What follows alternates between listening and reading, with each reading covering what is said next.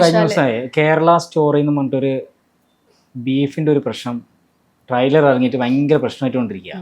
അപ്പൊ അതുമായി ബന്ധപ്പെട്ട് കുറെ ചർച്ചകളൊക്കെ നടക്കുന്നുണ്ട്. നിർബന്ധിച്ച് ട്രെയിലറിൽ ബീഫ് കഴിക്കുന്ന സീനൊക്കെ കണ്ടിട്ടുണ്ടാവും. അതിനോട് എന്താണ് പറയാനുള്ളത്? അതിപ്പോ നമുക്കറിയാലോ, മുമ്പ് ബീഫ് നിരോധിക്കണം എന്നൊക്കെ പറഞ്ഞിട്ട് കേരളത്തിലൊക്കെ ഒരുപാട് പ്രശ്നങ്ങൾ ഉണ്ടായതാണ്, രാഷ്ട്രീയത്തിലൊക്കെ ഒരുപാട് പ്രശ്നങ്ങൾ ഉണ്ടായതാ.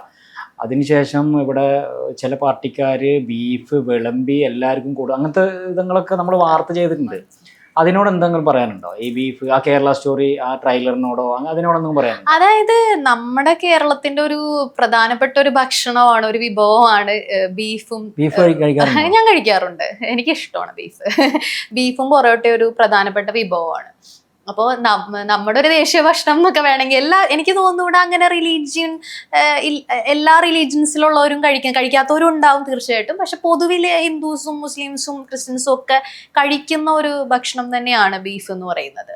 അപ്പോൾ ഈ ട്രെയിലർ കണ്ടപ്പോൾ എനിക്ക് ശരിക്കും അതിന് അതിശയമായിട്ട് തോന്നി. കാരണം എന്താണെന്ന് വെച്ച് കഴിഞ്ഞാൽ ഇതുവരെ കേൾക്കാത്ത ഒരു കാര്യമാണ് കേരള സ്റ്റോറി എന്ന പേര്. ഇതുവരെ ഇപ്പൊ ഇതിനു മുമ്പ് ഫസ്റ്റ് ഇറങ്ങുന്ന സമയത്ത് ഇപ്പൊ ചിലരൊക്കെ ഇങ്ങനെ ഇന്റർ കാസ്റ്റ് മാരേജ് ഒക്കെ ചെയ്തിട്ട് മറ്റു രാജ്യങ്ങളിൽ പോയ ചില 1-2 കേസുകളൊക്കെ നമുക്ക് പത്രത്തിൽ വന്നതൊക്കെ ആയിട്ട് അറിയാം. പക്ഷെ ഒരുപാട് കേസുകളൊന്നും ഇല്ലെങ്കിലും ചില സംഭവങ്ങളൊക്കെ ഉണ്ടായി എന്ന് വേണമെങ്കിൽ പറയാമെന്ന് പറയാം. പക്ഷെ ഇത് കേട്ടുകേൾവി പോലും ഇല്ലാത്തൊരു കാര്യമാണ്. അതായത് ഇങ്ങനെ ബീഫ് നിർബന്ധിച്ച് കഴിപ്പിക്കുന്നു എന്ന് പറഞ്ഞിട്ട്